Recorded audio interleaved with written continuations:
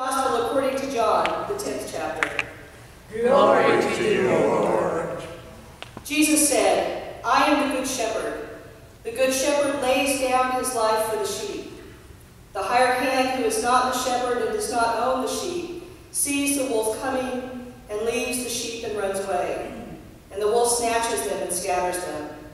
The hired hand runs away because a hired hand does not care for the sheep. I am the good shepherd. I know my own, and my own know me, just as the Father knows me, and I know the Father, and I lay down my life for the sheep. I have other sheep that do not belong to this fold. I must bring them also, and they will listen to my voice. So there will be one flock, one shepherd. For this reason the Father loves me, because I lay down my life in order to take it up again. No one takes it from me, but I lay it down of my own accord. I have power to lay it down, and I have power to take it up again. I have received this command from my Father. The Gospel of Christ. Praise to you, O Christ. I'm going to read a portion of that epistle again. Often the epistle lesson gets lost in the midst of our readings as we're thinking about other things and doing other things and getting ready for the next lesson. 1 John says, we know love by this, that he laid down his life for us, and we ought to lay down our lives for one another. How does God's love abide in anyone who has the world's goods and sees a brother or sister in need and yet refuses to help? Those are radical words that we don't always hear, and certainly that nearly all of us fail to live. Most of us are like the hired hands of the gospel lesson, and we run away from the sheep. For lots of good reasons. Our lives are busy, we have things to worry about and take care of at home, in our own families, in our own neighborhoods. One of the other challenges is that we live in a culture that is deeply individualistic. We were talking about this a little bit in the adult class this morning. We live in a society that has taught us to seek our own good above all things. That your good, your desires come secondary to my own. That is absolutely the trend in our culture. It's amplified, I think, by an internet culture where you can say anything you want with complete anonymity and without any consequences that you're aware of. It's become this point of pride that I'm going to be me and you be you and we're all going to do our own thing. And if you get in the way of that, well, that's too bad because I have to be true to myself. Now, some of that has come out of a sense of inclusion and wanting to accept everybody on their own terms to be who they are. But the dark side of that is that we tend to put our own needs above others, and we take one another, I think, less seriously than we're called to in the gospel. The other particularity of our time and place is that, in American culture at least, Christianity and capitalism live hand in hand. There's a lot of historical reason for that, and Anglicans have to take a lot of the guilt for this. You Lutherans are off the hook a little bit in this regard.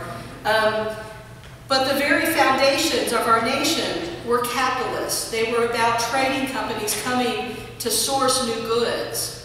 And there was a little bit of religious freedom in there, but the Anglican Puritans were really interested in coming and establishing a Puritan community. Not where everyone could practice what they wanted, but where they could impose Puritan practice and belief on the people of their community. And we have to take responsibility for that little bit of historical fact. Unfortunately, this has created a religious culture in our country where the search for wealth and material goods is primary and is sanctified in our religious practice. You can hear it on any channel you turn on, the prosperity gospel that has been really popular for the last decade. is all about the sense that God blesses the worthy with material good. Well, that's nowhere in the gospel. If you've read any of Jesus, and I think you have, you know that he doesn't say anything like that. Not even close. And so it makes it really difficult for us to live this gospel of love, which is all about setting aside our own lives for the sake of others. It's very, very challenging. The caveat I would add is that this ethic of laying down our lives is not about keeping the weak weak. And often it's been used for that. In fact, for lots of times in history, the gospel has been used only for that. Not to help the powerful share their power, but to keep the weak in their place, to keep the poor in their place, to keep the marginalized in their place. And that's not what this lesson is about. We are called to relinquish all the bits of power that we have for the sake of others. We're called to use the bits of power that we have for the sake of others, whether that's wealth or position or race or nationality. Now, this ethic is absolutely countercultural. The values that we have grown up with in this society of individualism and material wealth are not biblical and they're not Christian. I hate to tell you, I hope that's not news.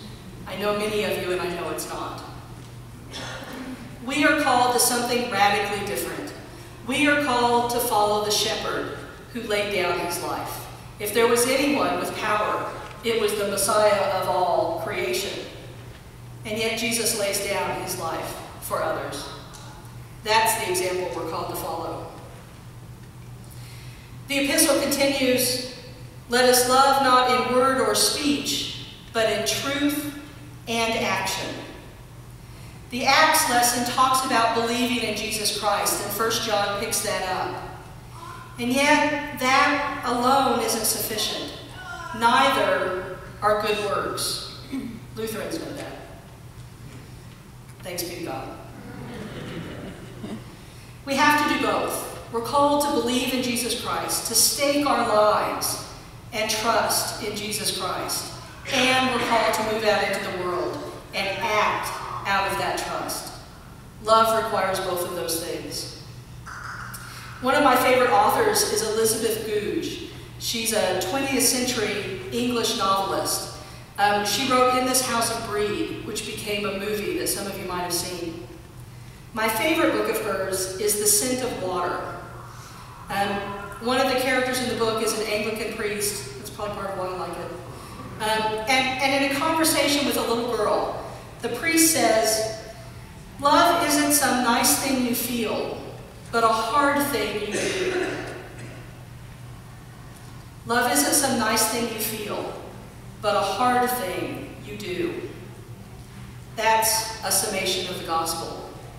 It's not just about feeling good about the people in our family or in our pew or people like us in our community, but about laying down our lives, about acting in service for the sake of others.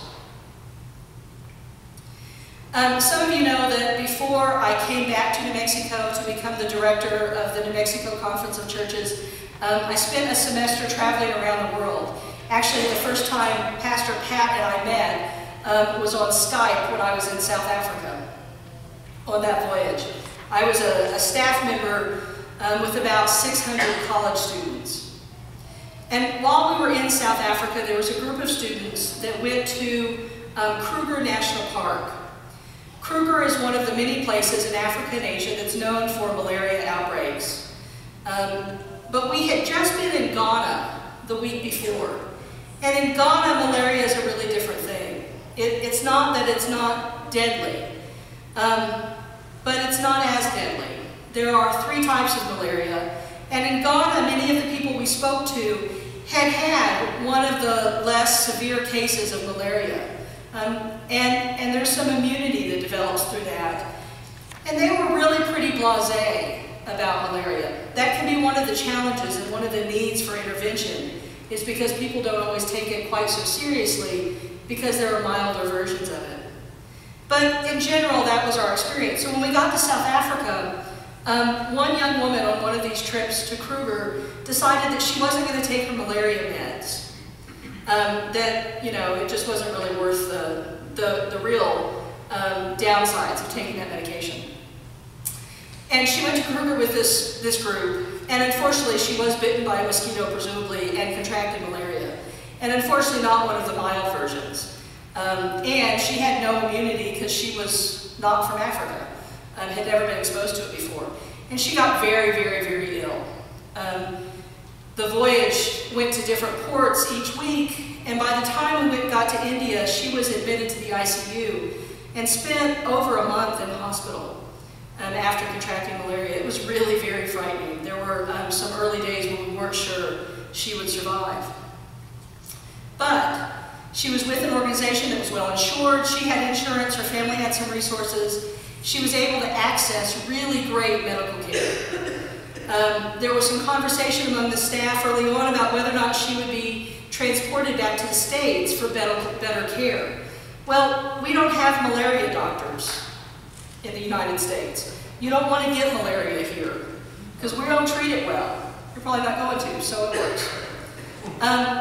But in India, they have expert medical care for malaria patients, and throughout Africa and throughout the rest of Asia. So she got really excellent care and recovered well. Unfortunately, the problem there, as here, is the poorest in our countries usually can't access that kind of care. And that's why World Malaria Day is so very important. After Pat and I emailed this week, I spent some time looking at what the Lutheran Church is doing in response to malaria, and I'm very, very impressed. The Episcopal Church has some similar intervention programs, but I think the Lutherans blow us out of the water. You can tell them I said so. Not only are Lutherans providing nets and basic medical care for communities that can't access the really wonderful health care that's available, but the Lutheran Church is also coupling that with economic development so that poor people in places that are at risk for malaria are getting the nutrition and the basic economic support they need in order to be healthy in the first place, and that they then have additional resources to access health care if they do get sick. They're really exceptional programs. When I was in seminary, I had an Episcopal bishop who would, when he visited congregations, would often, you know, speak about some special offering like this, or perhaps the offering that would support his discretionary fund. And he would always say, don't let your right hand know what your left hand is doing when you're giving. Now, that's not exactly what the gospel text is about, but it's a good invitation to give. So this week, as you think about World Malaria Day, as you think about the life of St. Paul's, as you think about the demands in your own family, remember that our call is to lay down our lives. That's it. There's no other option that Jesus gives us. Lay down our lives.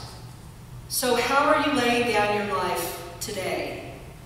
I can't claim to have the answer. This is a question that I struggle with regularly. How do we in this culture, with the benefits that it offers, lay down our lives for one another? The people in Africa and Asia who are struggling with malaria are our brothers and sisters, and we are called to love them. That hard thing we do. The people of Nepal who are struggling with the aftermath of the earthquakes are our brothers and sisters, and we are called to love them. Now, I will say that lots of people will be giving to Nepal in the coming weeks, so don't forget malaria. Often, when a disaster happens, other needs experience a financial hit, and so I would encourage you to keep malaria in mind as you decide today and through the week what you're going to give to. Sacrifice a latte, or a dinner out, or a movie or something, for the sake of your brothers and sisters.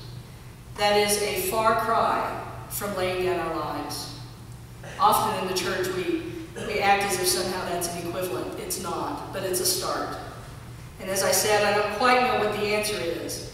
I know that the aid workers who've been killed in Pakistan in January, the people who are running onto and into the mountains in Nepal today and yesterday and throughout this week are risking their lives.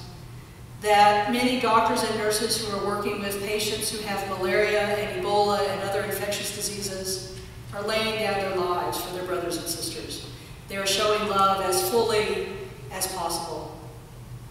I invite us to find ways to do the same in a very different world, but a world with just as much need. Amen.